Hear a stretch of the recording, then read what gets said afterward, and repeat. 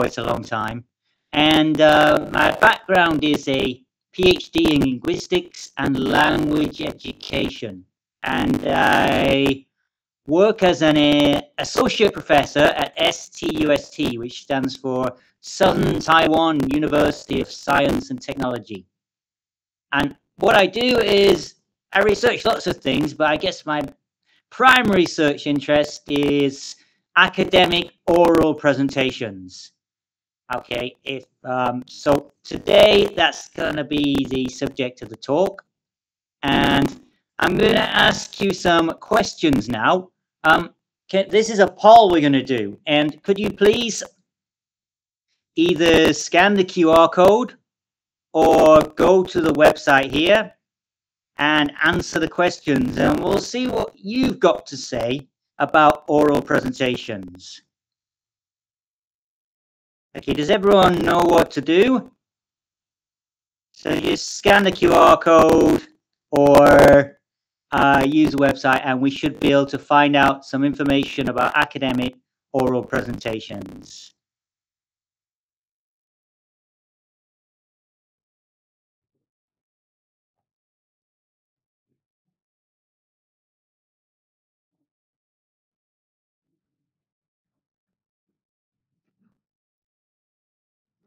Yeah, let me just have a look at that. Okay. So let's see what kind of results you should be able to. If anyone has any problems, please let me know. And the question is, what's the hardest part about giving an oral presentation? So just tell me what you think the hardest part is about giving an oral presentation.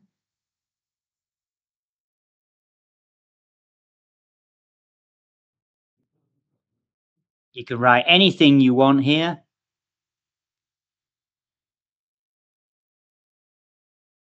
Maybe I can refresh it. Nothing seems to be happening. Okay, is the QR code working? Maybe I'll show it you again. Okay, I'll explain it again. Just give me a second. Okay. This seems no one seems to be using it. So let me just go back. Okay.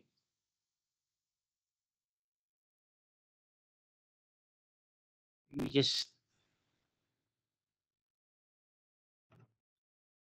So what I'll do is I'll share the QR code with you again.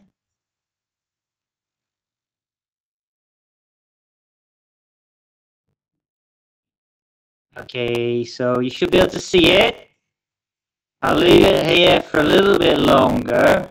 What you've got to do is scan the QR code, or you could go to the website as well and answer the questions. If anyone has any problems doing that, please let me know, or send me a message or something. So you can write anything you want.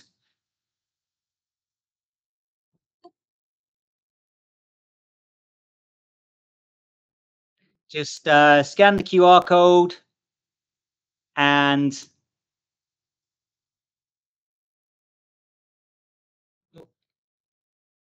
someone sent me a message. Let me just have a look at that.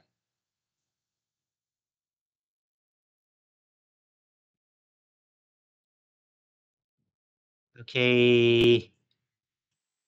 I'm transcribing this call with my Tactic IQ extension. Okay, I guess that's fine, yeah. I'm not sure what that is, but it sounds okay to me. And does anyone have any problems scanning the QR code?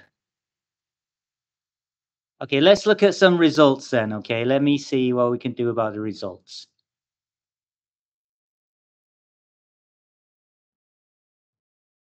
Okay, let's see. No, yeah, here we go. Okay, anxiety. Yep, I agree with that. Yep, feel nervous.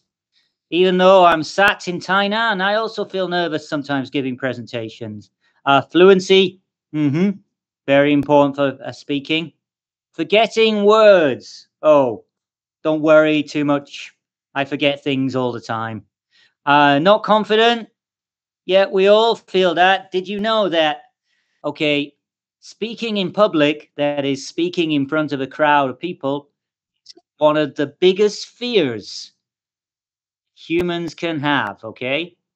That's one of the biggest fears all humans have. Not just you, not just language learners, everybody is kind of scared about having lack of confidence speaking in public. Remembering the line, yeah, it's hard to remember. We all forget things sometimes. I do when I stand up and speak, but it is a problem. Shyness, lots of people suffer from shyness. Yeah, it's hard to stand in front of people. You don't feel like doing it.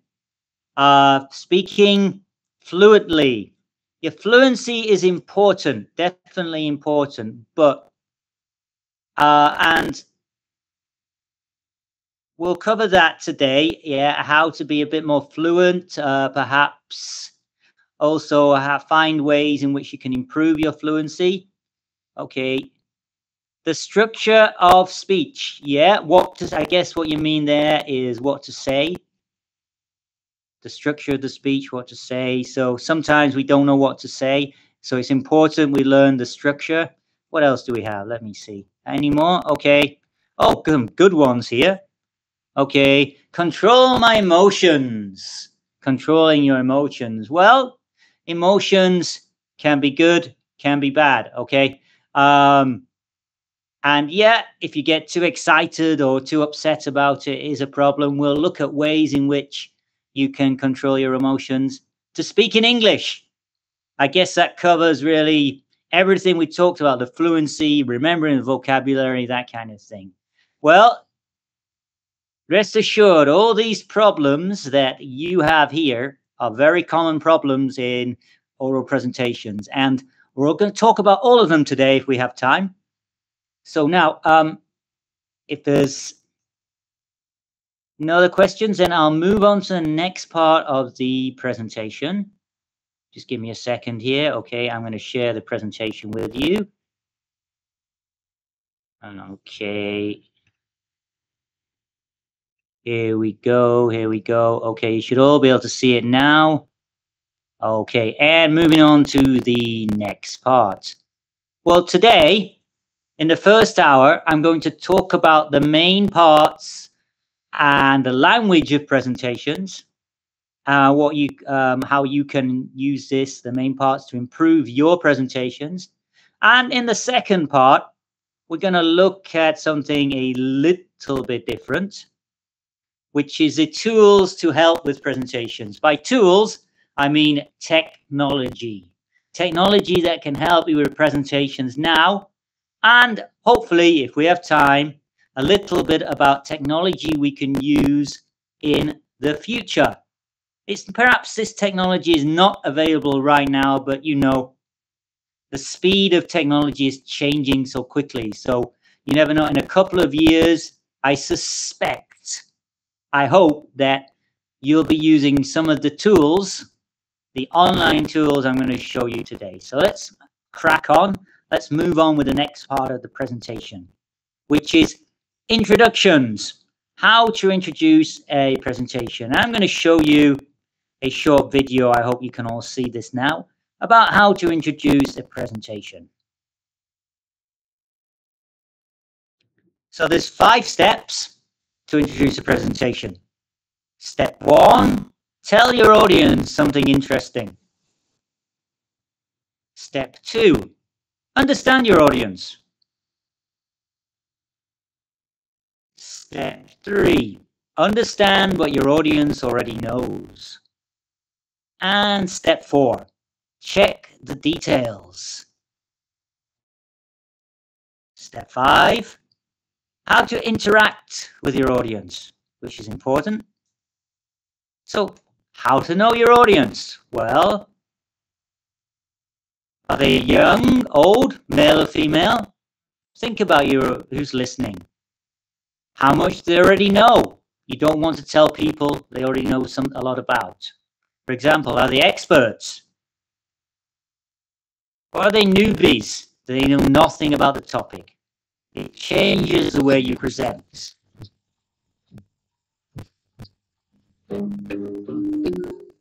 So let's look at the next part.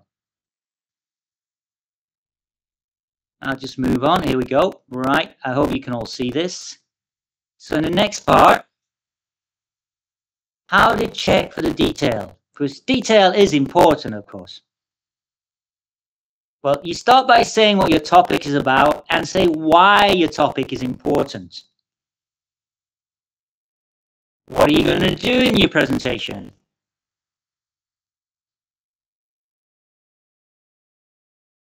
You can start with phrases like these. Forget to check your verb tense, grammar, spelling.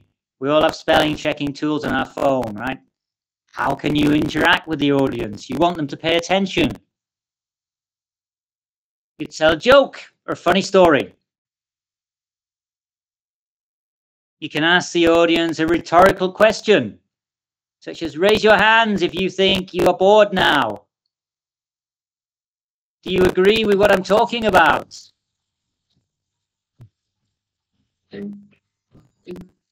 So these are the things you need to remember in your introduction, really, okay?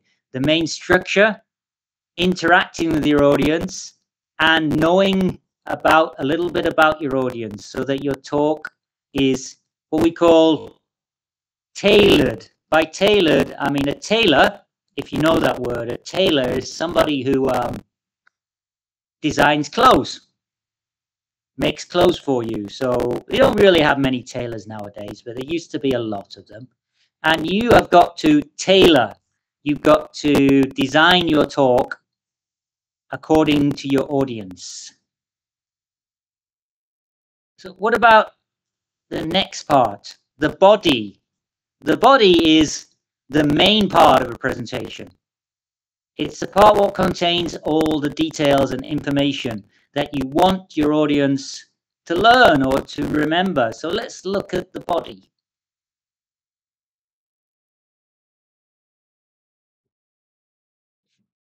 Body is the main point, and it's also evidence.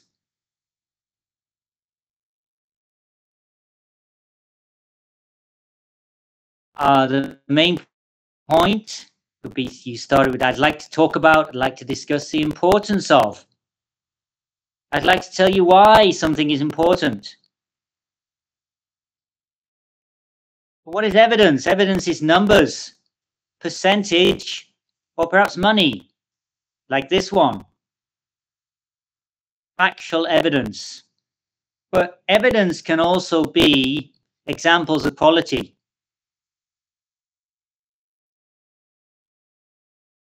Stories, pictures make good evidence. Linking words are also important, linking your ideas together. For example, I've shown you. Next, I'm going to show you. I've talked about. Next, I'm going to talk about. Signaling to the audience what's going to happen next.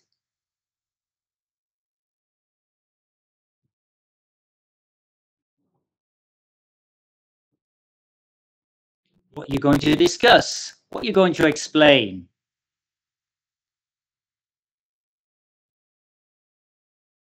And you could say, I've talked about, but how about? These are all examples of linking or what we call signaling to tell the audience what is going to happen next.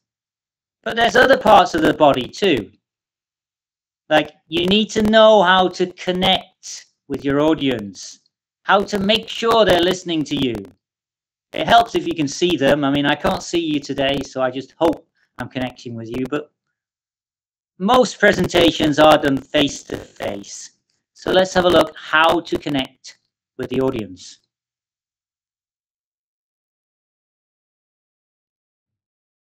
You could use personal pronouns. We are listening. We are here today.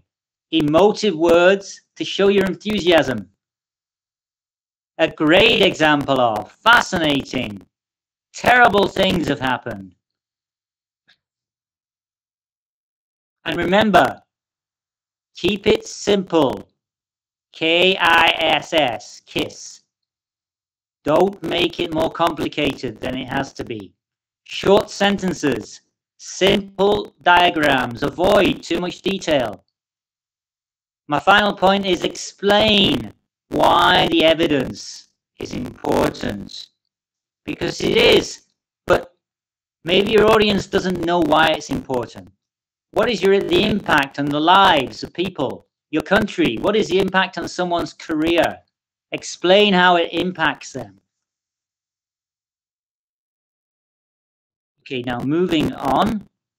Okay, the next one is the conclusion. This is the part I have found over many years, I've found that students really hate this part. They really hate doing the conclusion. Why is that? I have yet to find out, but a lot of students just do not like to show the conclusion. So what is a conclusion? Let's have a look. At least this is what a conclusion should be.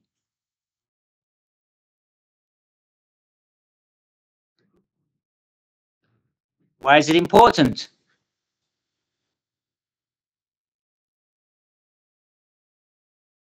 You have to summarize the main ideas and emphasize the key points.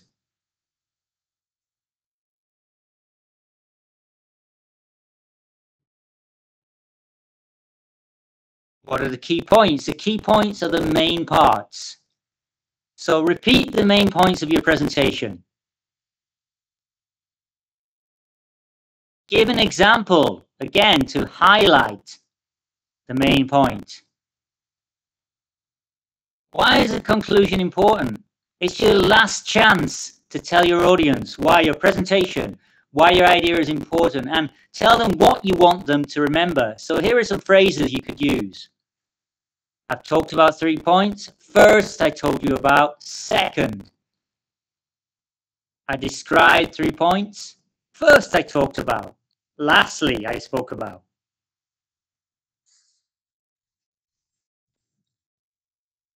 It's all okay. Here are some other phrases you could use. You've always got to remind your audience why your talk is important. So please remember, always remember phrases like don't forget. So thanks for listening for that. Now we'll move on to the next part, which is something that is also a little bit hard to do when you're presenting, which is body language, eye contact, and voice. Often, especially for language learners, and I feel a great deal of sympathy for you here, because not only do you have to remember what you want to say in a new language, in a foreign language, you also have to think about your body language, eye contact, and voice. And that, of course, is difficult, and it comes with a lot of practice. So I'm going to show you what I think is good body language, good eye contact, and examples of bad body language, bad eye contact, and see what you think.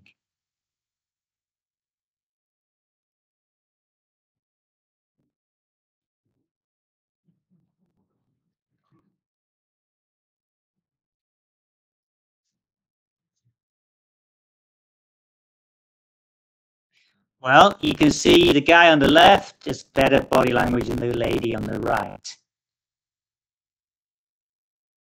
What is the correct posture? How do you stand? What do you do with your hands?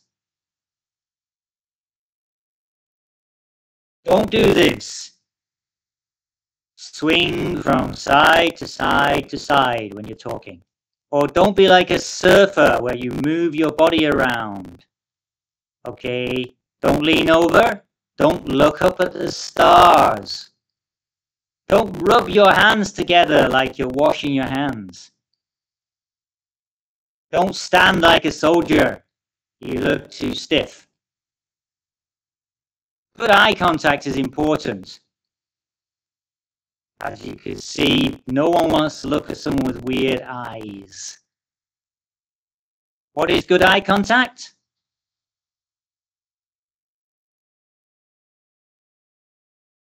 Look at your audience for 3 seconds. Look at several people in the audience briefly. Voice. Speak in a louder voice. Vary your volume. Pause. It gives your audience time to think.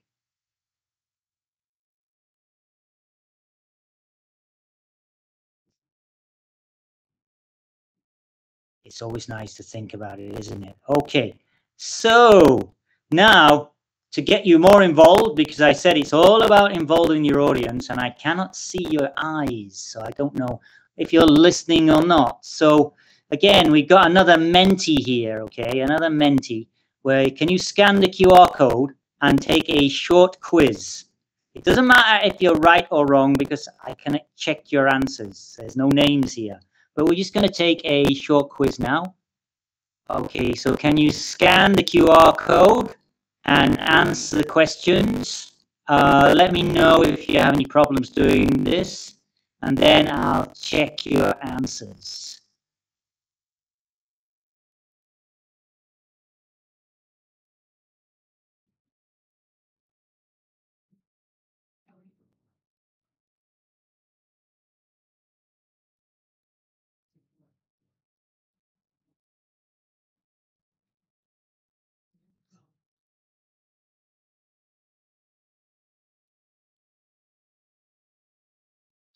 I'll give you a bit of time to answer these questions.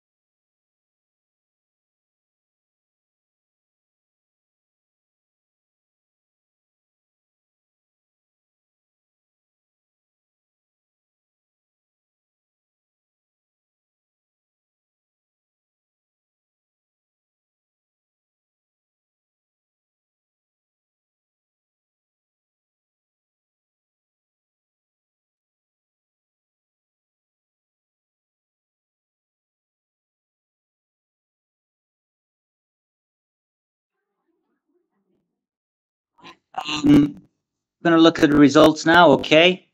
And I hope you can all see the results there. So what is one good way to interact with your audience? Well, the answer is, the best one of this answer is a personal story. So 4 of you got that right, a personal story. It's about interacting. Interacting means, okay, getting them to feel the same way as you. So a personal story, a story about yourself, something that happened, is a good way to interact. Okay, the next one. Let me just move on to the next one. Okay. How do I do that? 1 second, please. Okay. Okay, I just move down to the next question. Question number 2. Can I do that? 1 second. Okay.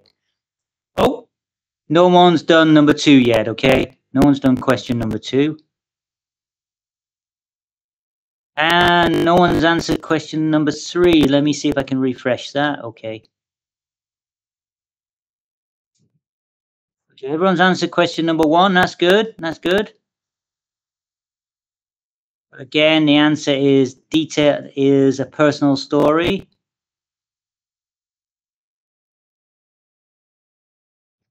Can I ask? Anybody help me here? Can you see there's more than one question? There's several questions with this. Can you see the questions on your phone?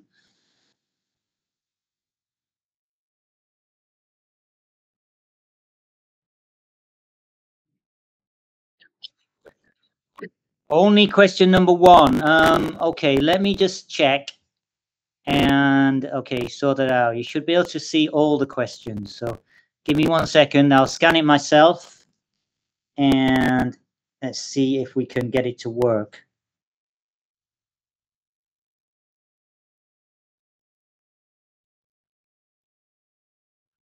So let me just use my camera, scan it myself, and I'll see if I can get this to work now. You see, things always go wrong, right? And this is where I get embarrassed and lose confidence in my presentation. It's not just you students who feel this way. Let's find out what's happened.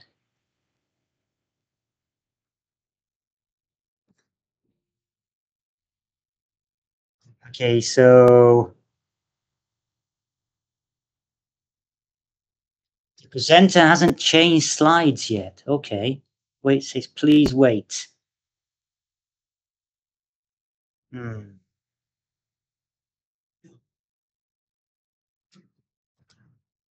Okay, give me a second.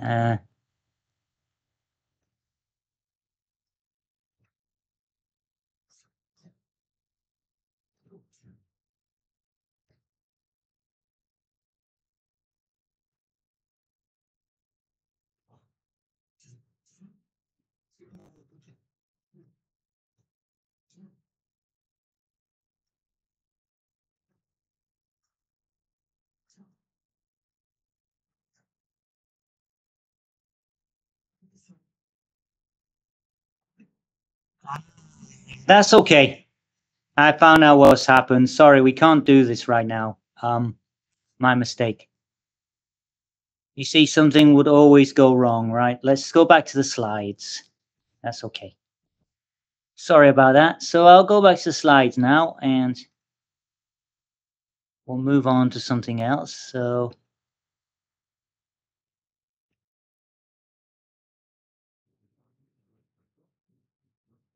okay, everyone can see my slides.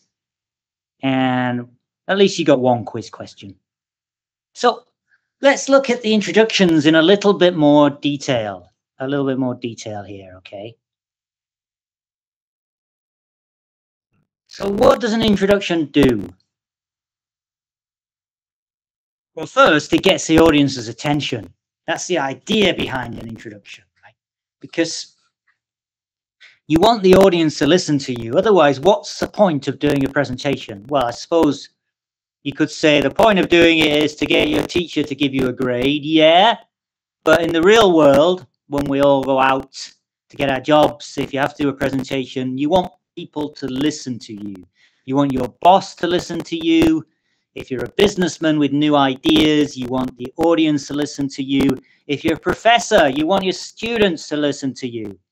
If you're selling a new product, you want your customers to listen to you, right? You want to get their attention. So you're all familiar with the word hot topic. A hot topic is something that what people are talking about. And you need to tell your audience what your topic is and why it's important. So we can say, why is your topic a hot topic? Why do you have to learn about presentations? Why are you selling this product? Okay, your audience, why are you talking about this great big problem in the world? This is your hot topic. So you've got to tell the audience why your topic is important to them. Don't just stand there and say, today I am going to talk about the environment. Okay, so what? So many people do that. But if you say something like, I'm going to talk about the environment, especially air pollution, because it's something that affects all of us, from our grandparents to our children, then people are going to sit up and listen to you. They're going to pay more attention. So the importance, or rather making your audience think that your topic is important, is, what should I say? It is important, yeah. Okay. You've also got to tell the audience what to listen for. So we do this with the future tense.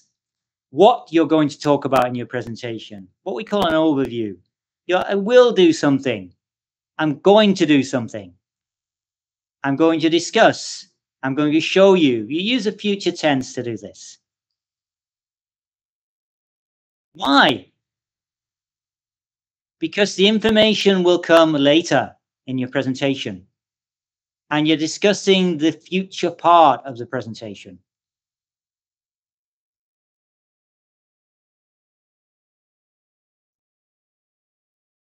So when you introduce a topic, you have to tell the audience what it is. And it's important to use the correct vocabulary to make your talk professional.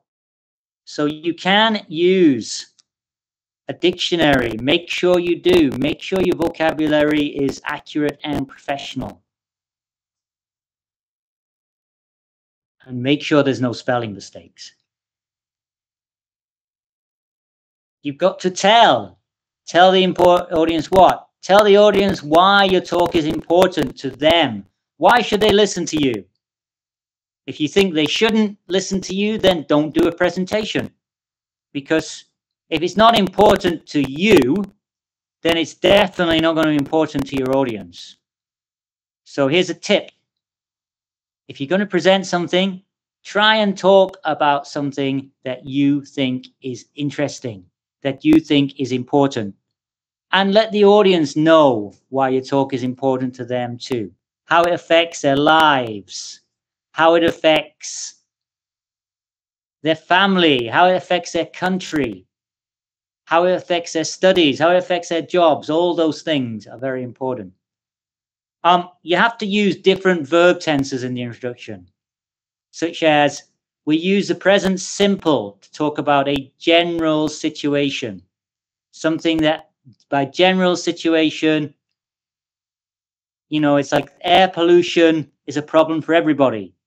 Or if you're going to give a scientific fact, like, did you know that over 80% of people find oral presentations to be the most stressful thing they can do? That's right. 80% of people. Can you imagine that? 1 in 8. 8 in 10 people find presenting in front of an audience to be very stressful. And explain your opinions, such as this. As is well known, smoking causes cancer. But what we don't know is why people still continue to smoke. So begin with the present simple. Use different verb tenses in the introduction. For example, you can use a simple past for events and situations that have ended. I have an example here. We had decided to address this area because we started working on this in May last year. Did you know that I started becoming interested in oral presentations because the first ever oral presentation I did, I felt so nervous. My hands were shaking. I was almost sweating. I couldn't even hold the mouse as I changed the slides. And guess how many people were watching my presentation? 3. That's right. That's how I felt in front of 3 people. So that's why I decided to address this area.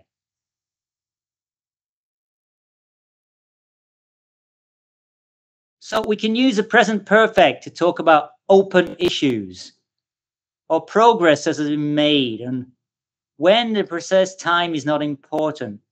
For example, our experience has shown that. Research has shown that.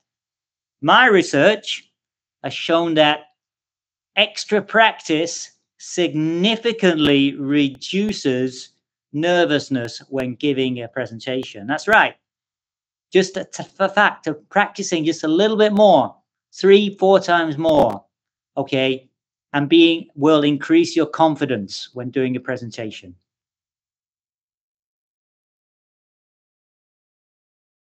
Different ways to get the audience's attention. I did that today. I gave an interesting statistic.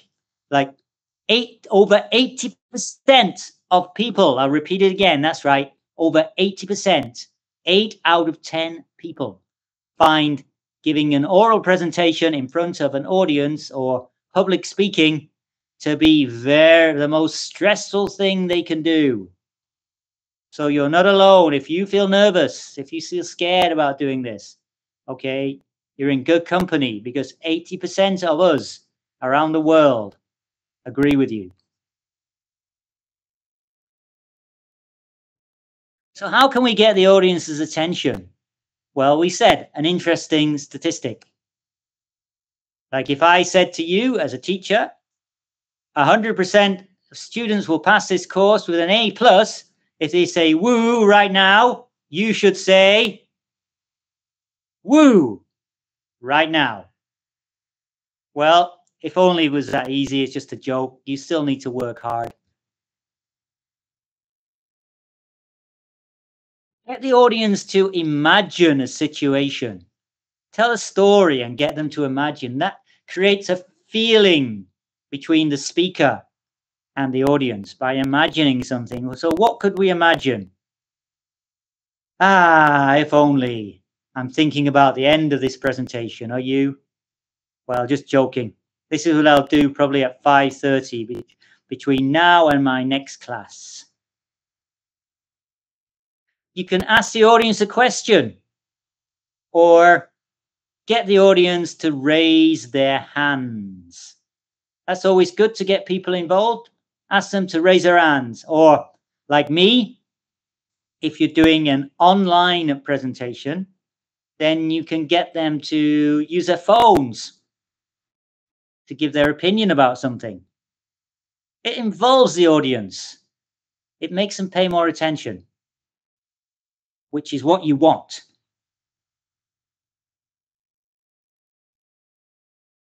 Different ways to get the audience's attention could be say something personal about yourself. You're opening yourself up. You're making yourself look, how can I say? You're opening yourself up to the audience so that they know you're a person too. You're a person with feelings. So when I told you about how nervous I felt when I gave my first presentation, I'm trying to open myself up to you. I'm trying to say, yeah, we're the same. We're not that much different. So you could say, I am happy today, or I'm very happy to see you, or I was so nervous when I walked into the room and saw the audience sitting in front of me. I was so worried about preparing for this presentation because I didn't know what was going to happen. You could mention something topical. Do you know what this word means? Topical. It means that it's in the newspapers. Everybody's talking about it, right? It has to be topical, because if you say something that people do not know very much about, something you find a news story that, there's only like a few people know about, then the audience is not going to interact with you. They're not going to pay attention. But if you talk about something topical, something all of the news that everybody is aware of, then again, it does draw the audience's attention in. Like this man, he's in the news a lot recently. Okay, Mr. Donald Trump, okay, is looking very happy there. What about the body? Or as we say, the main part of the presentation. Two things you need to remember. We have the main point, what you want to talk about, and evidence to support it. If you forget everything I say today, can you try and remember these two things? Main point and evidence. All right. You might not remember everything I tell you, but believe me, a good presentation must have these in the body. It's a bit like a meal, okay? If you think about If you go for a Western meal, you start with a soup, your introduction, which warms up your stomach. That's why we drink. That's why Westerners, people ask me, why do Western people, and mainly Europeans and Americans, eat soup first? Taiwanese people don't. Well, we believe it warms up the stomach.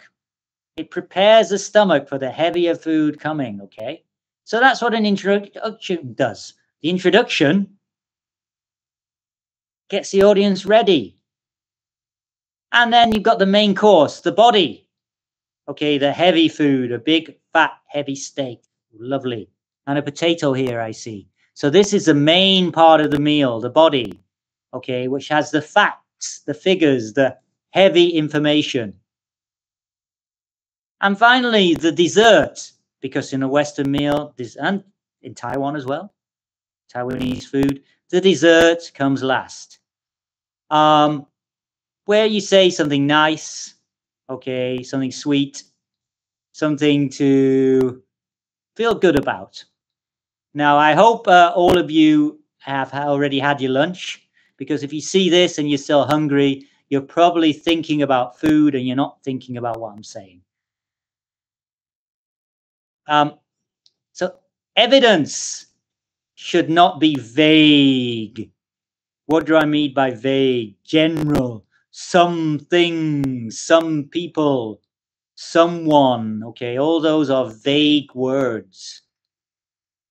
So what could evidence be? As I said before, it could be numbers for prices, percentages, statistics, sizes, distance, time, etc.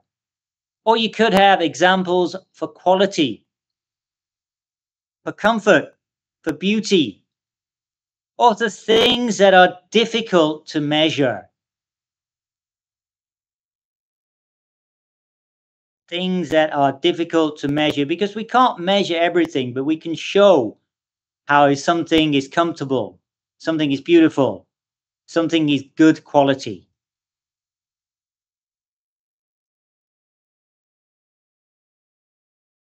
What are the grammar and vocabulary? Yes, grammar, vocabulary. Ugh. Okay. In a presentation, use short words with phrases containing words that you find easy to say. Or if you don't find it easy to say, practice first. We all have these, don't we? You can see it on my phone, yeah? On your phone, you can listen to vocabulary. You can practice with it. I'll show you how later.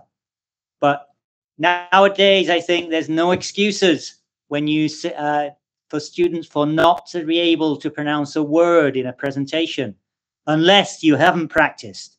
If you haven't practiced, you won't know what to say. Simple sentences are king. Our king means they are great. They are the top sentences. So each sentence should only contain one idea. It's not like writing. In presentations, short sentences work. So you should split up long sentences. Long sentences. One way of doing that is by deleting the relative pronouns, such as words like which, who, that. You don't need them when you put the words on your slide. You can use them when you're speaking. When you're writing the words on a slide, delete the linking words, such as and, also, however, moreover, in addition. You can use them when you're speaking, but not when you write on the slides. Use bullet points like I have done here.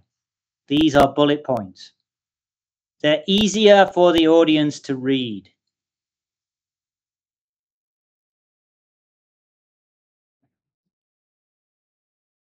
Don't use abbreviations for key words.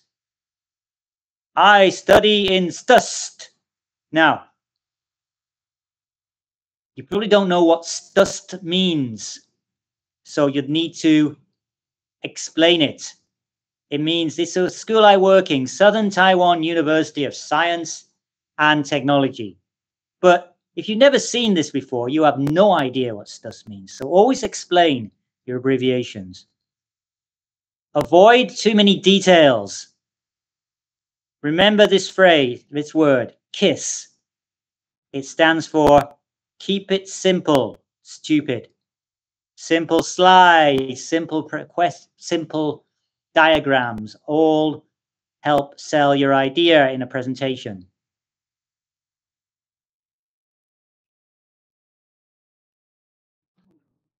Okay.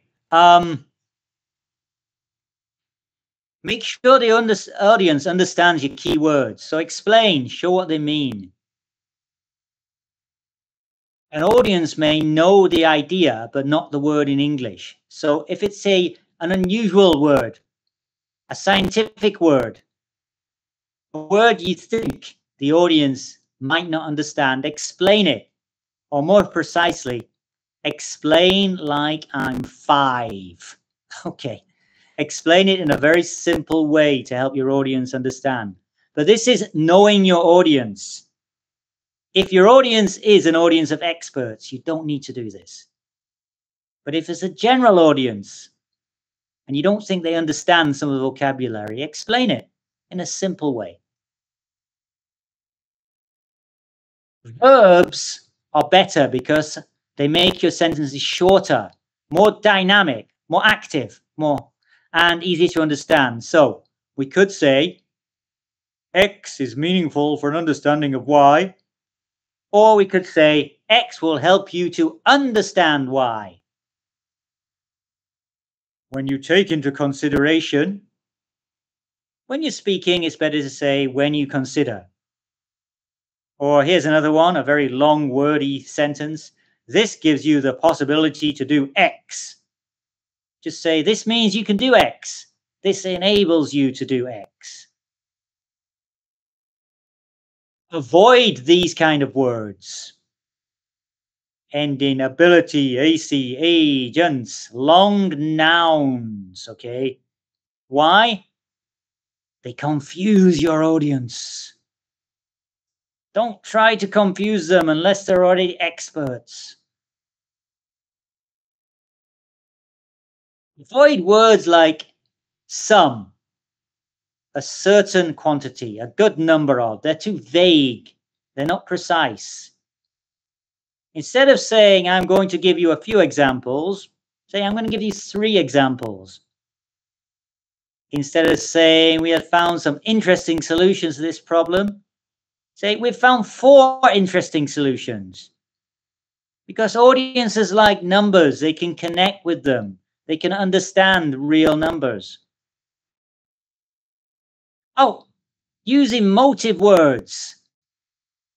You see this here? This is my excited face. So excited. So words like exciting, great, amazing, unexpected, surprising, beautiful, incredible. They make your audience understand that you, as a presenter, are interested and excited about the work, and your excitement can make the audience feel more interested. You can make it less formal. So use personal pronouns, I, we, you. So this means you being more active, like I found, like it was in writing, you might put, it was found at blah, blah, blah, blah, blah. When you're presenting, you're talking to people. You have to be more active. So I found, not it was found. Okay. Be more specific. If you're talking about cars, use cars. Don't try to show off and say vehicular transportation. Remember, short, simple sentences for your audience. Evidence. Use evidence to show how something is beautiful is. You can use pictures. Pictures are good for beauty. And when you're giving evidence, be careful when you're giving numbers.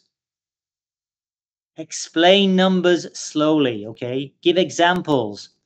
Avoid long explanations. Avoid too much detail. Look at all this detail here. People don't have time to read it when you're doing a presentation. If you've got a diagram, look at this diagram. Can you all see it? Look how complicated it is. How long do you think it will take someone to understand this diagram? There's so many lines, so many connections, okay? So only show key parts of a diagram or a process. Okay, keep your complex pictures and diagrams for when you're writing. When you're presenting, use simpler diagrams to help your audience understand, okay?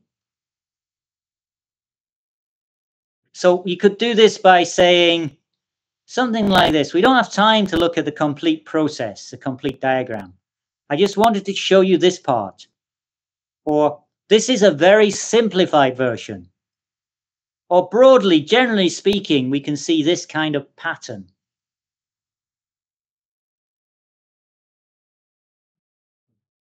Try to tell a story, not a very technical description, by using I, you, we with verbs. I'm going to tell you about something. I'm going to tell you how this works so that we can use it later. I hope that after I've told you how to use this, you will be able to use it with more confidence. So I hope after this talk, maybe you will be able to present with more confidence, or you'll know more about presentations. Avoid formulas, equations, and calculations. Why? They'll confuse you. They'll distract the audience. Just say something like, I'm not going to explain the details of the formulas, but I'll tell you what it means. Now, I'll say something now. The only time you will use a very detailed formula or equation is when you are talking to a group of experts. Like for example, if you're all engineering experts, then maybe everyone in the audience will already understand what you mean. But for the most part, there's no need to use formulas, equations, big calculations in presentations because they just confuse people. Explain what the evidence means. Explain why it's important. What does it mean to them? So we've got phrases like this. What this means is that the key benefit of this is, what I would like you to notice here is, what I like about this is, and so on.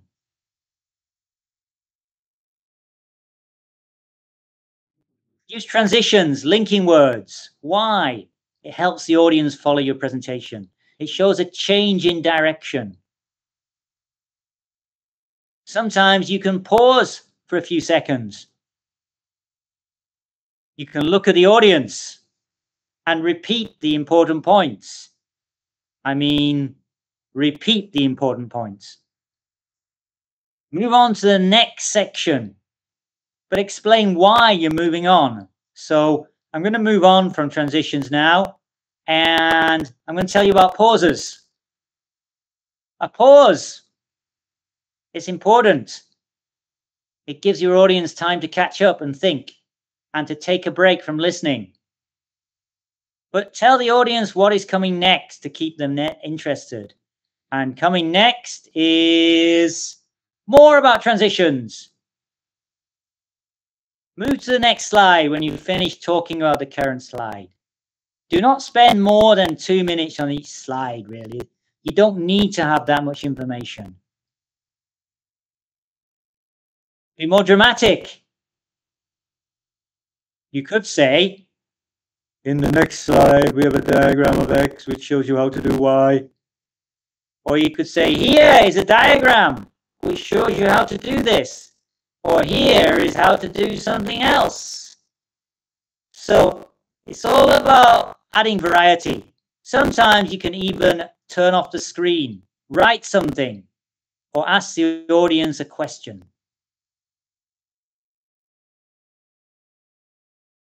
And don't forget, tell them what's coming next and to summarize.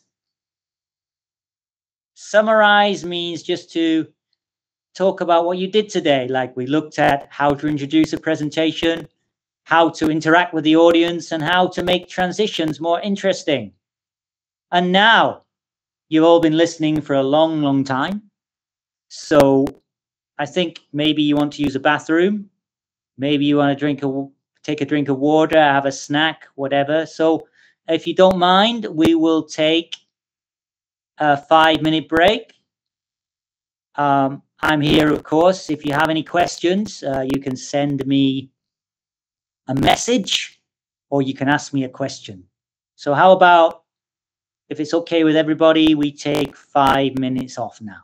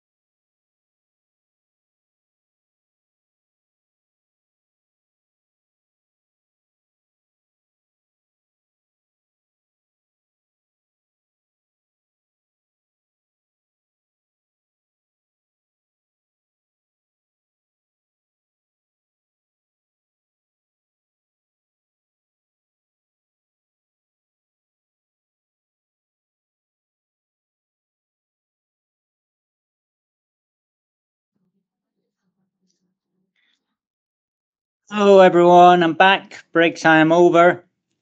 And okay, we'll move back on to the slides. And give me 1 second. Okay. And moving on for the slides. Okay, we're taking a 5-minute break. And now we have another quiz. Another quiz. I hope you can see that. Can you scan the QR code or go to Menti and answer the question?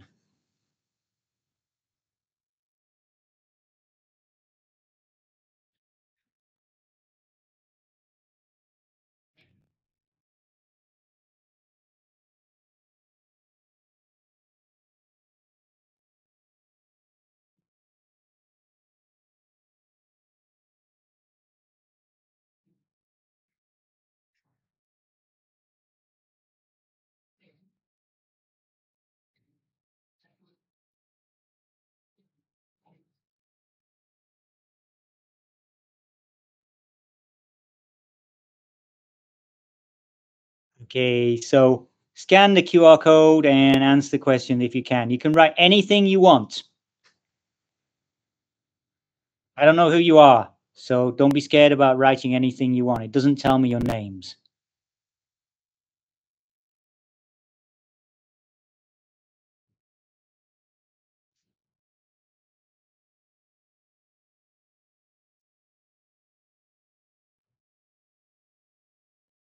What are you thinking about now?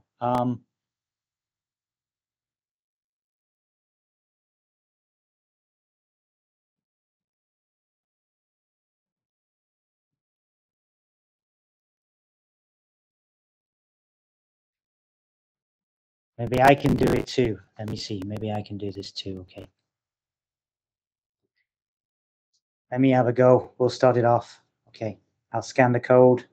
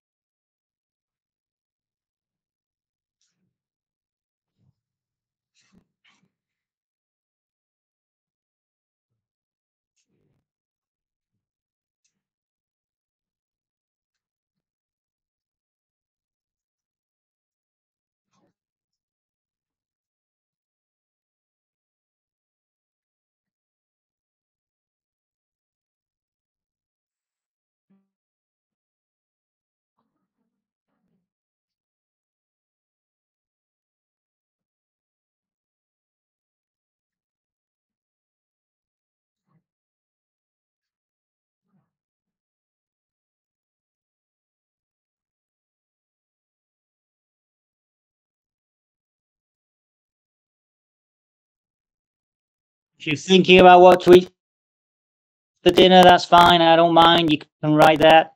If you're thinking about what to do later, thinking about going shopping, it's all okay. It doesn't. You don't have to be thinking about oral presentations.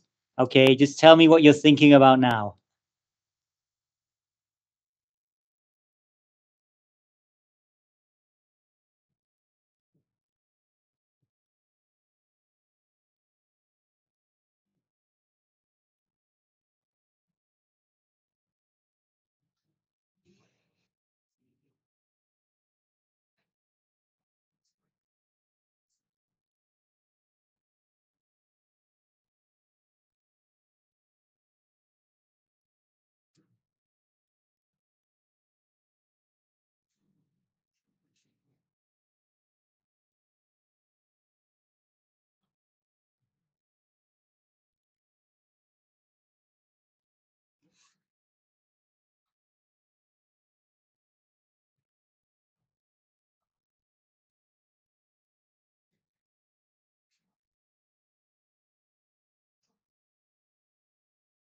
Okay, how about we look at what some people have to say? So you're thinking about, oh, well, we have some very serious answers here. Okay, expected answers like thinking about what to have for dinner. I can see you're all very hardworking students. So think about how I learned a lot. Okay, good. You learned a lot. Okay. How to remember the lines? That's a good question. How can I remember the lines?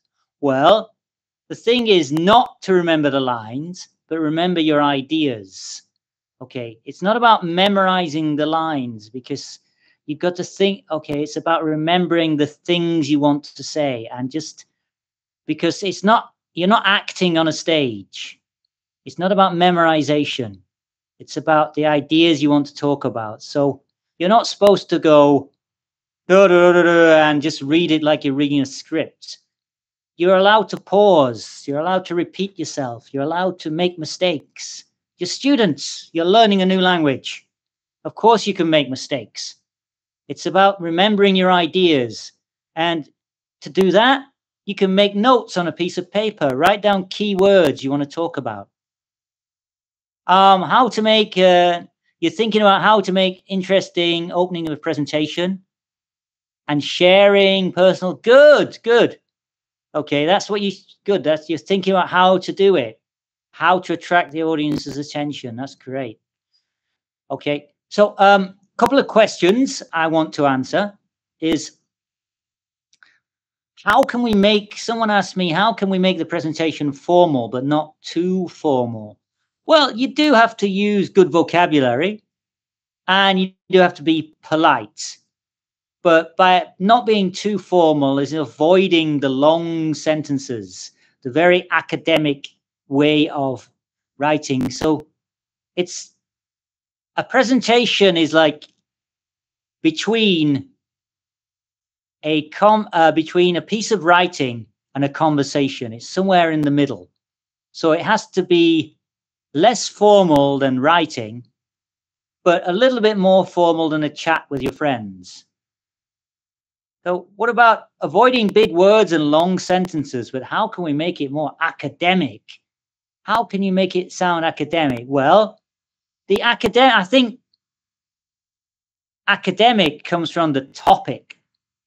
If your topic is serious enough, okay, or detailed enough, then it will automatically be academic. But if a topic is just about where to go to buy the next cup of coffee, well, it can't be academic because that is just a general conversation. So it's the topic itself and the details you give, the pictures, all the slides, and of course some specialist vocabulary that you explain will make a presentation seem more academic. A question here. Most students use so and in their presentation to link ideas. Should they keep using them? Are there any better ways of doing this? Well, so, good question. And I'll try to answer it. Yeah, you can still continue to use them, but as well as saying so, you can say what I mean is, or the consequence of this is, or the results of this is. In other words, just have a variety of ways to link your ideas. Instead of and, moreover, things like, in other words, yeah, what's more? Just make, I think, how can I say this? You see, you've caught me here. I can't remember my lines. So I'm just thinking. I'm thinking on the spot. Wait till I come up with an idea. Wait a moment. Okay. It's not about using as many different linking words as possible, but it's about using a variety and not repeating the same ones again and again and again. So to keep it simple, maybe choose 3 different ways or 4 different ways of saying and 3 or 4 different ways of saying so, and mix it up. Just don't use them again and again. Try to use a bit of variety. Right. Well, if you have any more questions, I'll always try my best to answer them. And now we'll move back to the slides, if that's okay with you. 1 second, 1 second. Okay, and Okay, you should be able to see my slides now. Yes, you can. You can. Good. Okay, so we're going to talk about presentations and technology. Technology you can use to help you with your presentations. Technology you can use now, such as shadowing, Movely, which is an animation software, generative AI, or most of you probably very familiar with ChatGPT and Claude, of course, ChatGPT. Online collaboration means working together with your classmates. And number 5 is all about the future. Perhaps the technology is being developed right now, but it's not available for all students. But I suspect in a few years, or probably when you guys graduate, we will be using number 5, VR, which means virtual reality, and avatars in the future. So just to give you an idea, VR is virtual reality, VR goggles. Avatars are computerized images of yourself or someone else. So I'll begin by talking about shadowing.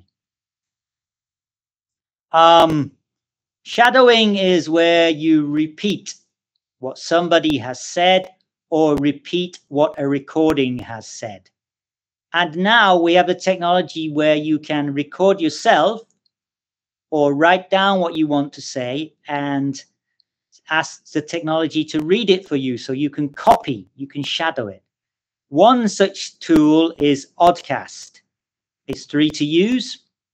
You can use a different amount of voices, and it's good for longer text, longer sentences. However, you can't record yourself and you can't evaluate yourself. That means you can't give yourself a score or anything like that. So I'm going to take a look at Oddcast now. I'm just going to share it with you. And let me see.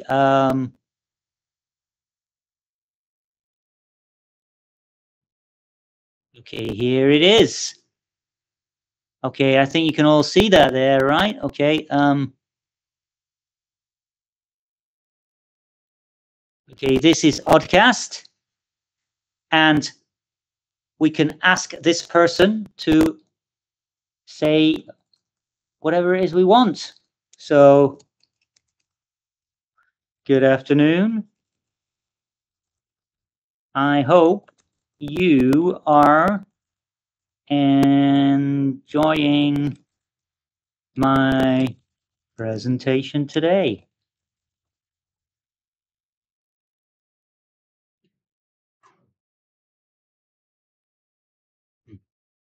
Here we go.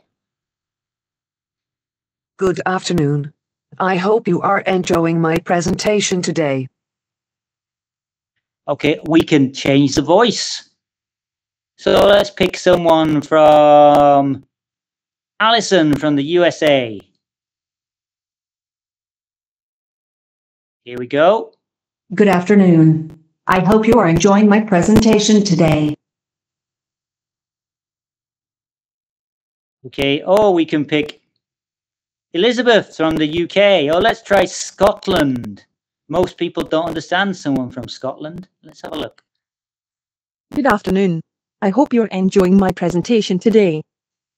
So whatever accent you want, it's here, okay? What else? Well, we can...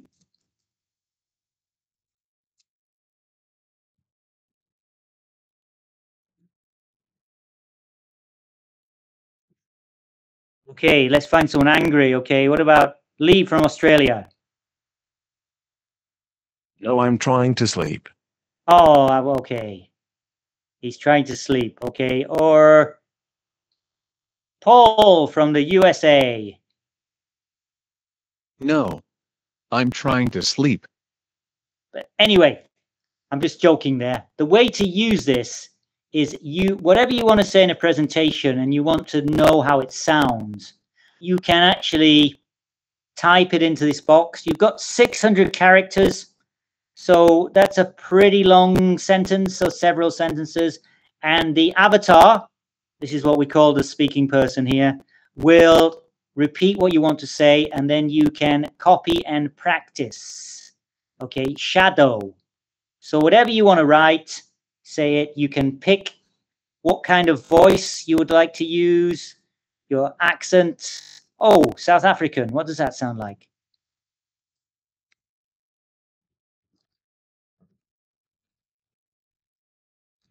I love playing with this. How's it going? Oh, that's pretty easy. How's it going? So that is how to use Oddcast. 1 second, 1 second. Okay, how to use Oddcast for shadowing. And now I'll just take you back to the presentation.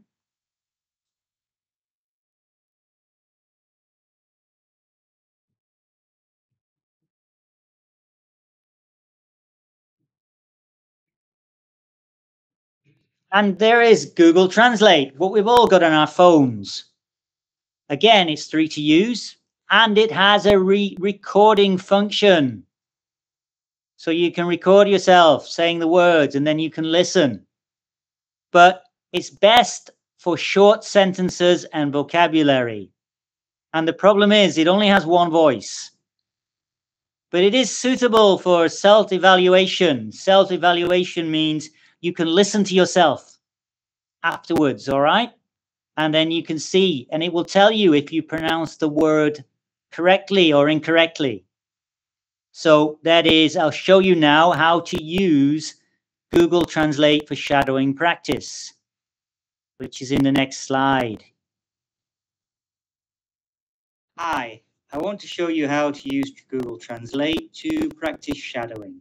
So let's start off with a sentence. I want to publish a book. Now you can listen. I want to publish a book. Okay. However, if you make a mistake, it'll just sound like this. You can see that it's quite wrong, right? Okay, let's try another one. So let's try vocabulary. Okay, so first, I will say the word incorrectly. Molly, What did I say? ChatGPT, or rather, Google Translate has no idea. So let's try it again.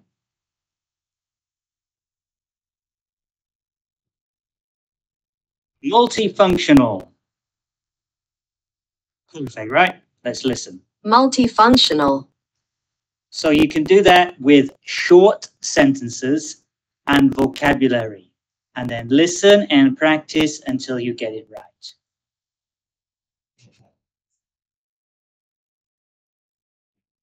Hi, I want to. So that's shadowing. Okay. Now it's your turn to practice shadowing.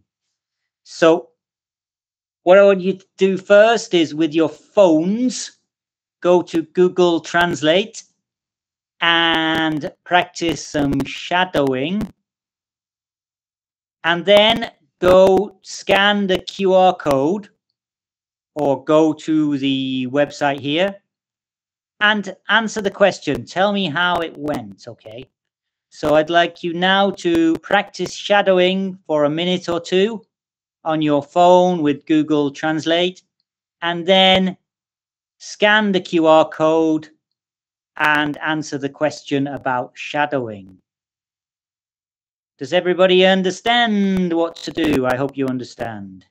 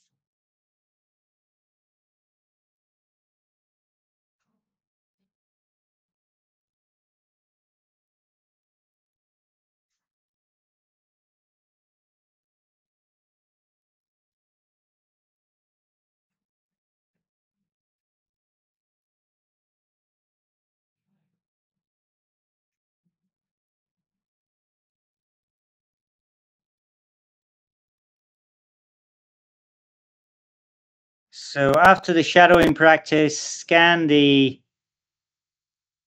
QR code or go to the Menti and just tell me what you thought about it.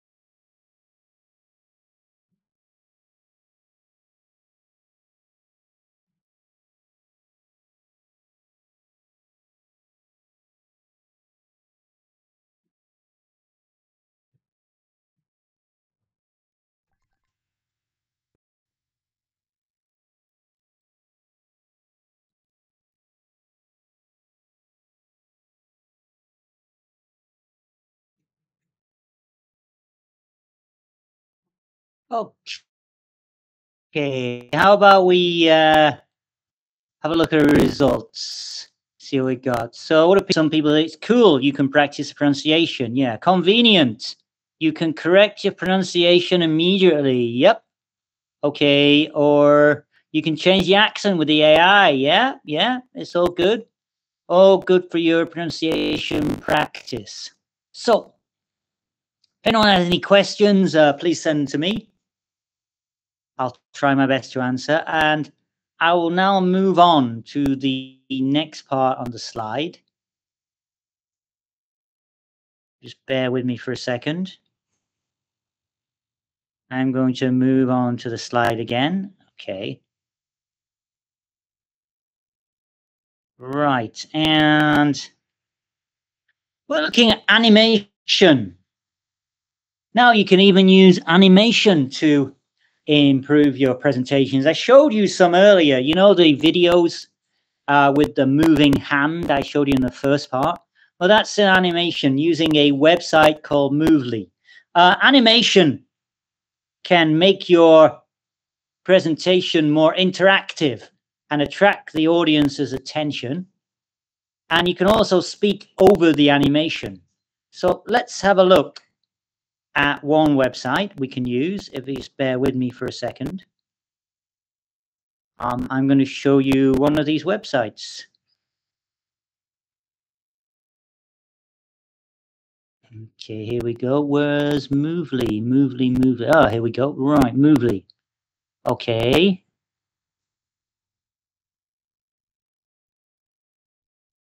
This website is called Movely, and it's a free website you can use for creating your own animations. For example, Let me just show you one I created here.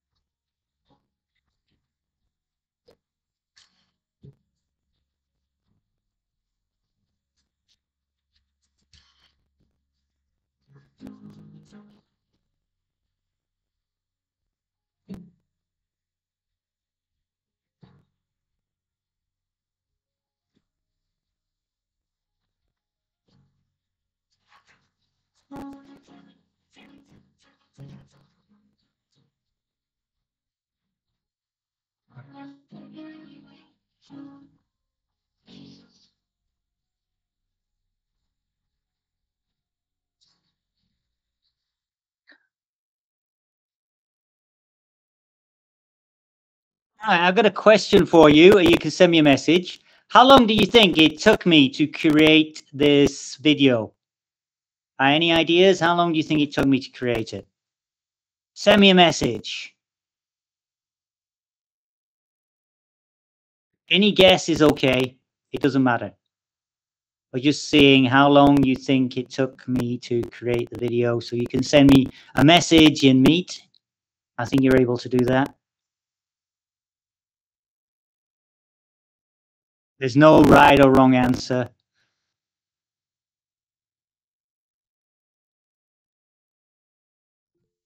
Five minutes. Oh, good. A good answer. Good answer. Any more? 1 hour. A little bit less than that. A little bit less. 10 minutes. Not quite. No, I don't think so. Okay, do we have any more answers?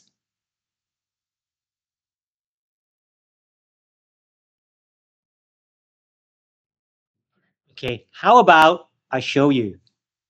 I want someone to give me a topic. 30 seconds. 20 minutes. Oh, the answers are flowing now. They're coming through. Okay, I'll show you how long it takes. Someone give me a topic. What do you want to make a video about? You can say anything you want, as long as it's polite. So send me a message about a topic we want to make a video about. For example, the topic of this was a day in the life of a Taiwanese student. So has anyone got any other suggestions about topics we could use?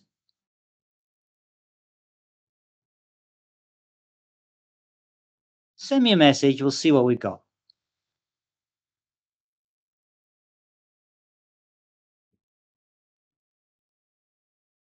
It can be a video about anything you want, as long as it's polite.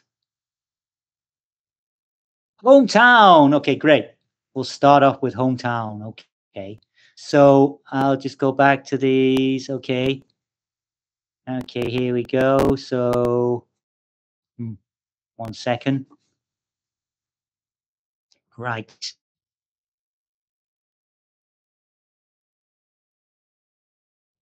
We're going to create a video. Here we go. I hope you can see it. Yeah, here it comes. Okay, somebody start timing. Who's got a stopwatch? Okay. Somebody start the watch. Time how long it takes. So, okay. Whose hotel? Okay. Okay. A visit to my hometown of Tainan. Okay, here we go. Generate scripts.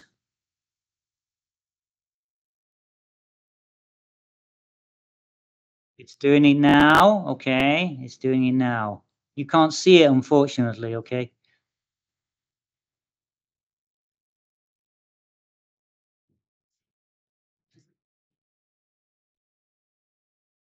Okay, I hope you're timing it.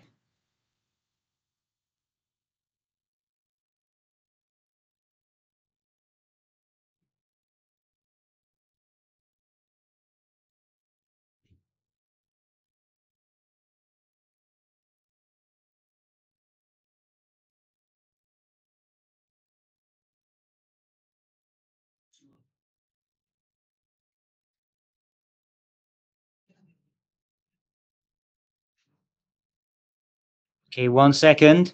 Right, stop. Stop the watch and let me know how long it takes, and then I'll show you the video. Okay. Who can tell me how long it took me to create the video with Movely AI? It's ready now. How long did that take me?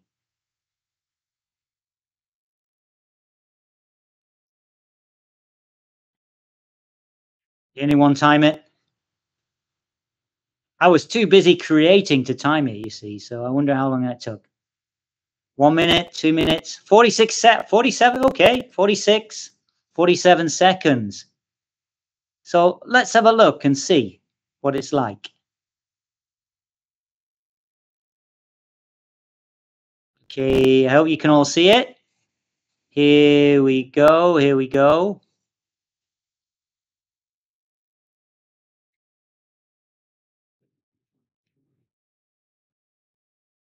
No, it's not working. You can't see it yet, can you? Okay, let me try again. Okay, I'll try and share it with you again. Okay, 1 second. Oh, I know what I've done.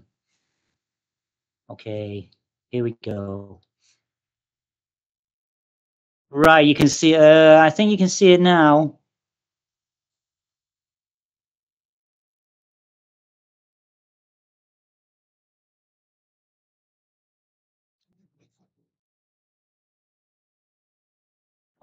Still not working. Well, it has gone wrong because it's working for me. Okay, give me a minute. I'll sort this out for you.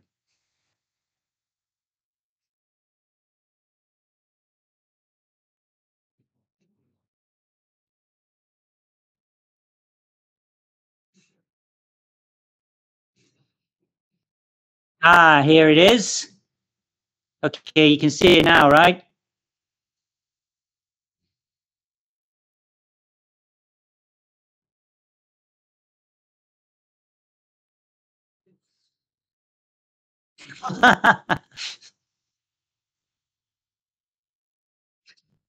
Not quite Tainan.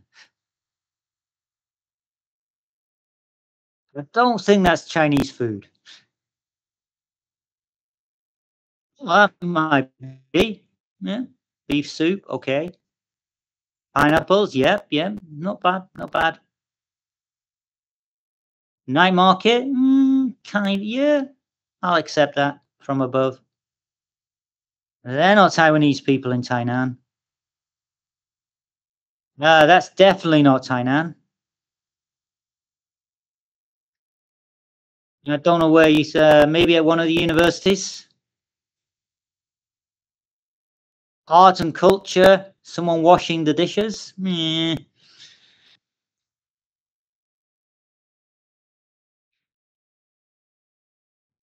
Okay, so, 1 second. So what you can see is, okay, you can actually edit these videos. So although it takes 46 seconds or 47 seconds to create the video, you may have noticed it's not precise. So, but luckily you can edit it. You can change things. You can change the pictures. Okay, so maybe in 20 minutes, you can create a video to and the video will help your presentation look even better. It won't be the main part of your presentation, but it'll add something different. You can add your own script, whatever you want. It's just a starter. The AI helps you start the presentation, let's say. Or if you don't want to use a video, you can use animation. You can create your own animated videos by using pictures. It takes a little bit longer to create the animated videos, but you can learn how to use this. And Movely is not just in English, it's also available in Chinese. So that's Movely. And moving on, give me a second. Okay. I'm going to go back to the slide now and move on to the next thing after animation. I'll just share the slide with you. All right. And what about generative AI? Should you do it? That's my question. Should you do it? Should you use AI for your presentations? Because it can do a lot for you, but let me tell you what's going to happen. If students just use AI to make presentations and they don't do their own work, us professors and teachers will just ask you more and more questions because we will know this is not your work. So by using AI for everything, you will not be making your life easier. You'll be making your life a lot harder because we will just start asking you more questions about what you mean, why you mean it. So when you use AI, you can use it to help you, but don't cheat. Don't use it to make presentations for you and then not add anything of your own, because at the end of the day, it will just make your life more and more difficult. And we don't want that, do we? So maybe some of you are familiar with Gamma. And if you're not, I will show you Gamma. Okay, here we go. We're moving on to Gamma.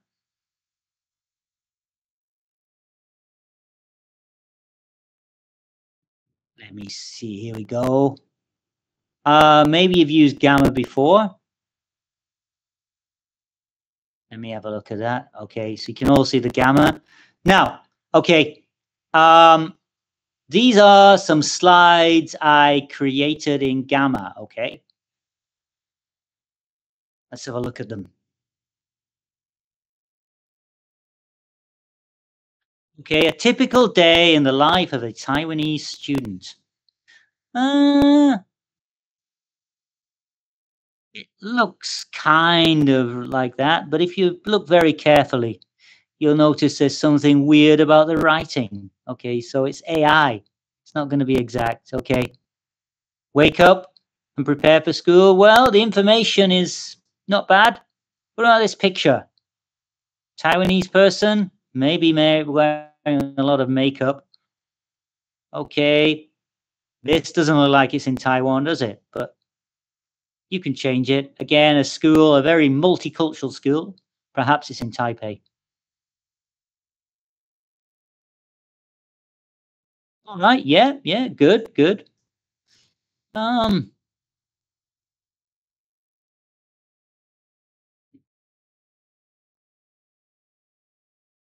Okay, well, these are different classmates. They definitely don't look Taiwanese.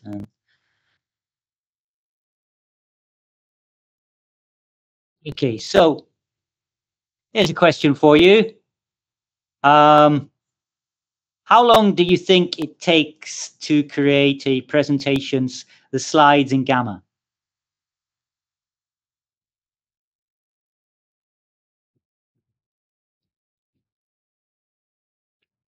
Any guess is good. If you've used it before, you'll know this.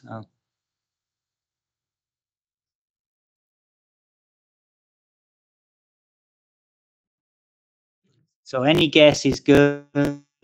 How long do you think it might take?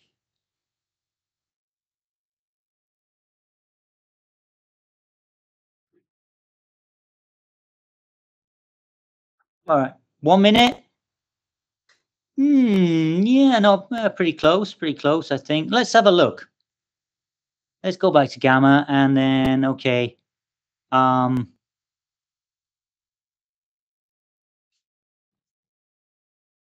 Yeah, so I'm not going to show you how to do it now, but okay, what you've got to remember about gamma is it's a start. It's like a starter. You shouldn't use it as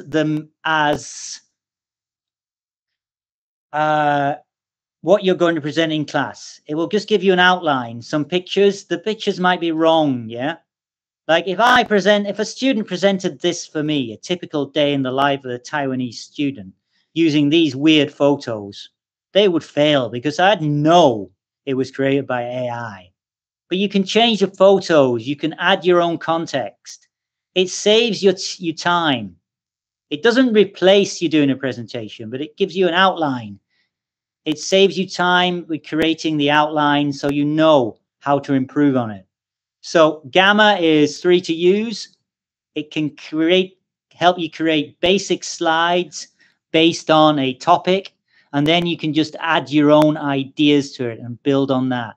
So this is an example of using AI not to replace the hard work, but to help you do an even better presentation, to improve your presentation. And remember that although the gamma slide does have, I'll show you again, it does have words in it. In a presentation, you don't sit there reading the words off the slide. But if you did that in my class, I'd just fail you because that is not your own work. What you've got to do is the slides are there for the audience to read, and you should supplement it with your own ideas, your own words, your own vocabulary. Now let's move on to the next one. Just stop sharing there. Okay. How are we doing for time? Oh, we're good for time. Another 15 minutes. Okay, I'm just going to share my slides with you again.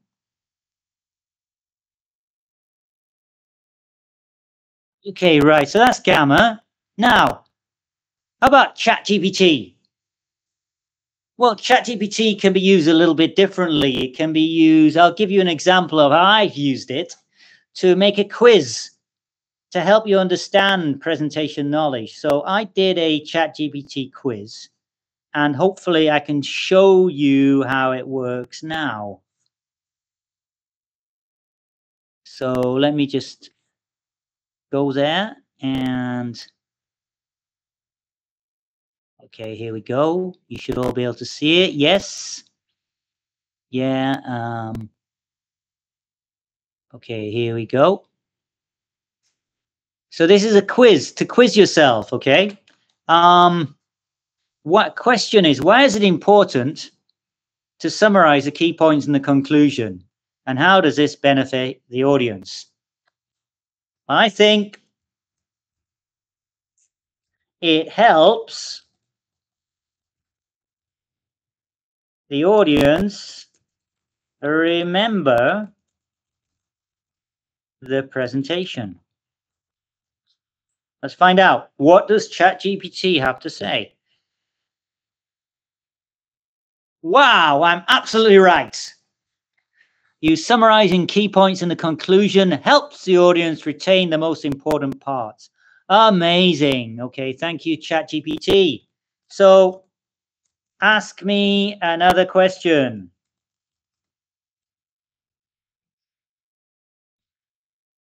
What does ChatGPT? Sure.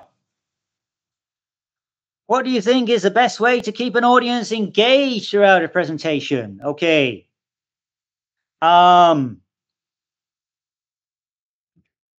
Use emotion, good slides, and keep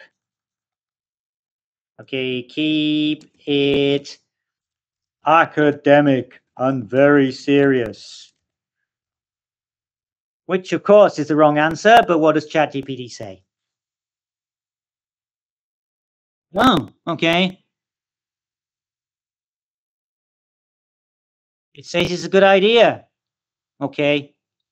How would you balance being serious with ensuring that the audience stays interested and doesn't feel overwhelmed? Good question, ChatGPT. Well, okay, this is what I've shown you here. It's just a little bit on how we can use ChatGPT. You can set it up to ask you questions about oral presentations. You can give it a prompt. Please ask me some questions, quiz me on oral presentations, which helps you check your understanding and helps you have a good think about what you're going to present. I'm moving on now, moving quickly through the next part. So let me just share. Where am I? Oop, oop, oop. Okay, I'm going to share something else with you. Okay, here we go. Share the window, right? And what is the next part? Well, the next part is online collaboration. Collaboration means working together. Working together. And often when you do a presentation, you might be asked to work with a classmate, to work together with them, to share your ideas, share your slides, work on your presentation. So how can we do that online? Well, one way, if I'll just show you here, is to use Google Docs. You can also use Windows, actually. And I'll show you my Google Docs right now. Here we go. Yeah, you can all see that, okay. So here we have a slide in Google Docs, right? And you can just share it with your classmate, with your team. Okay, add more people. And when you do your slides, you can make comments on it. Okay, you can add comments. How do we do that? 1 second. Okay. Here we go, right at the top. Yeah, add comments. So, Mr. Class, do you think this is the best font to use? And you can work together and have an online conversation with your classmates. Okay, moving on. What happens after? So that's just some more stuff I'm going to show you. I'm going to move on to the next part. I'll just share my slides with you. It's all about collaboration.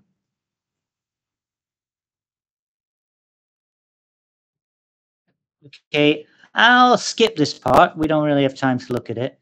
I want to look at the future. The future of presentations could be using VR, virtual reality. Wow, what does that mean? Well, we're going to have a look at it now and see how VR in the future, not now, this is very new technology, so it's not available for you, but I suspect in a couple of years, it will be available for everyone. That's the speed of technology, right? It's happening so quickly.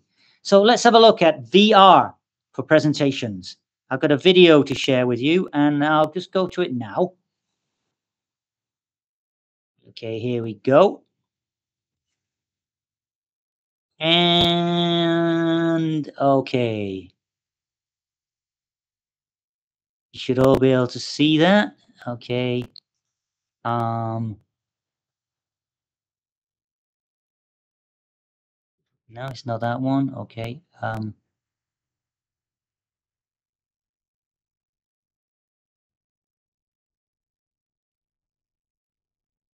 Okay, one more second.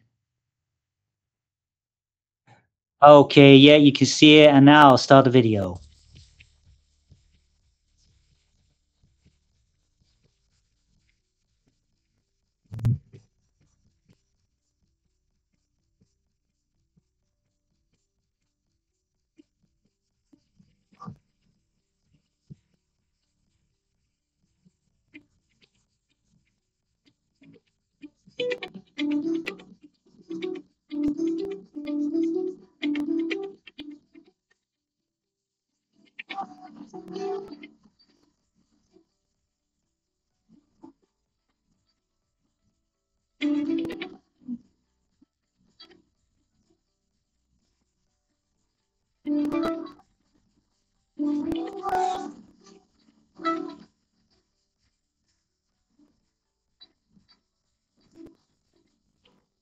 What inspired or motivated you to deliver this particular speech?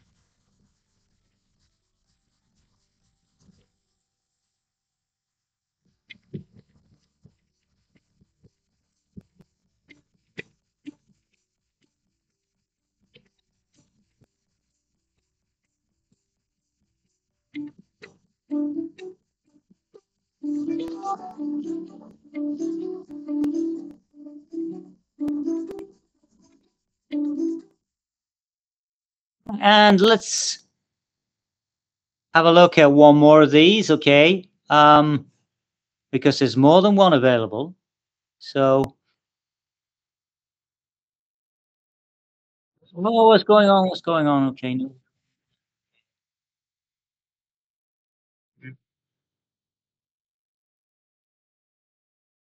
Um,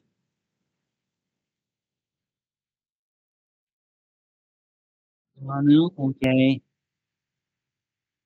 I'll just turn off the video. Give me a second. Something always goes wrong.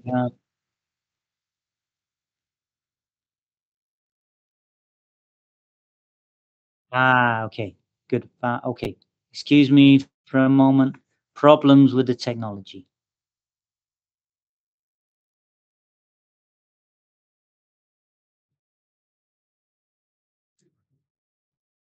Now, I'm just going to share you one more with you. Yeah, you can see that now. Okay, good. Now I'll show you this one, Vive Talk. Okay, here we go.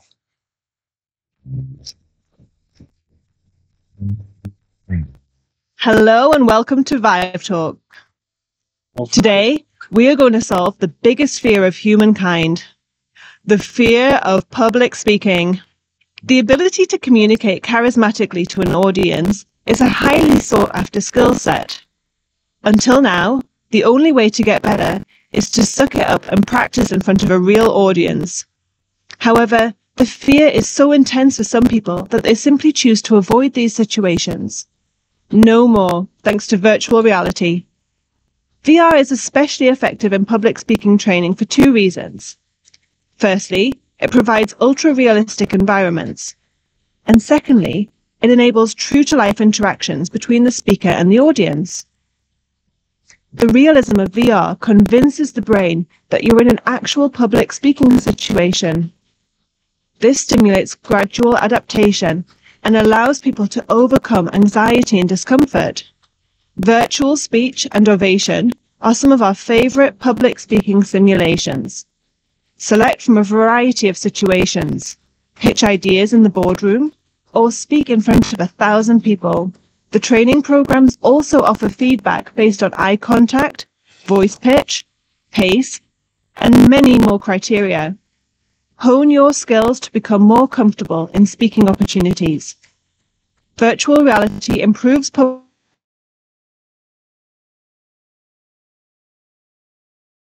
practice through repetition. Practice makes perfect, after all.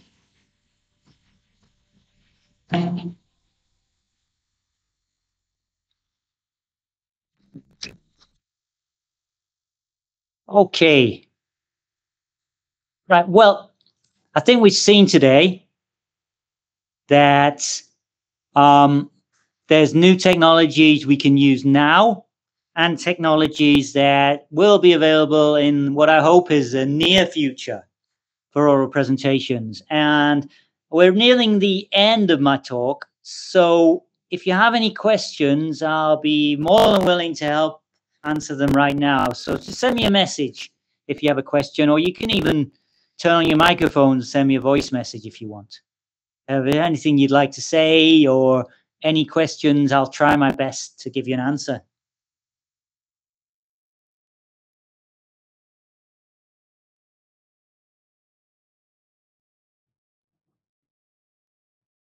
You know, like one day we could all be practicing with VR goggles before we do a presentation to get a real feel of what it's like to present in front of an audience. And you saw from the video that the VR goggles are also able to give you a little bit of feedback, some suggestions on what you should do. So we're not far away from having that kind of technology in the classroom available for all students.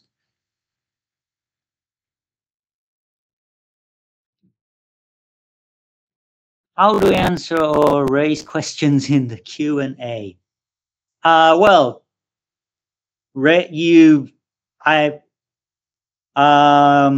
never know what someone's going to ask you, do you? Yeah, so you just try your best to answer the questions. Raising questions could be, it's a good idea to prepare a couple of questions to ask the audience at the end of your presentation in case nobody asks you a question, such as I could say, do you think we'll be using VR for presentations in the future? But to answer the questions, it really depends on what the audience asks. And that can be kind of tricky if they ask you something you don't know how to answer. So it could be sometimes that you may even have to turn around and say, I'm sorry, don't quite know how to answer your question at the moment. Or you could even say, that's not something we've been talking about today, but it is a good question. So I always have a few steps on how to avoid awkward questions that if I don't know how to answer them, but you never know what kind of question you're going to get. Hopefully you'll be lucky and just get a question on the content, which is the content of your presentation. But you could also be unlucky and get a question that you don't quite know how to answer.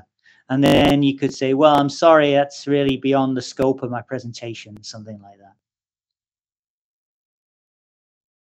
Okay, does anyone have any more questions they'd like to ask me today? I've got time for one or two more questions. What are good titles for a presentation? Well, your title should be based on your topic, what you're talking about, of course, and you should not too long and not too short, right? A very long, keep it simple, I would say. Keep your title simple. So today I could have given the title of my talk at presentation skills and methods and the technology we use now and in the future for oral presentations. That's a bit too long. Okay, so to simplify, I might say, okay, oral presentations, skills and future technology. So my advice is to keep the title short and snappy. Snappy means something someone can remember.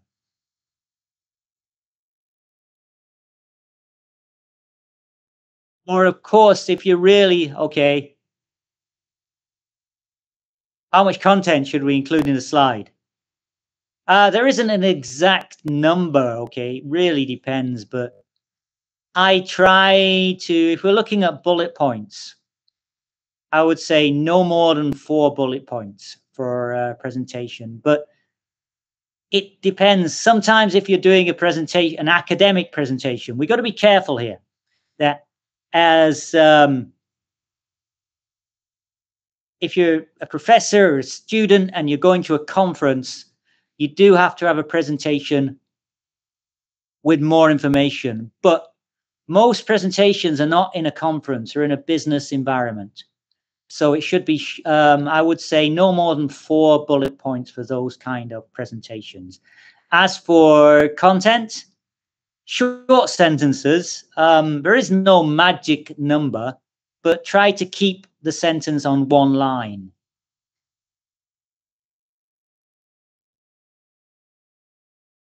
Okay, well, I hope I've got to bring this presentation to an end now. So if you have any more questions, I'll try my best to answer. Okay, otherwise I've got to go because like you, I've also got a class what starts in about 20 minutes. So I hope you learned something today and I hope your next presentation goes well. And if there's nothing else you want to say, I'll say my goodbyes. And thank you for listening today. So thank you, and bye-bye. Send you a quick message.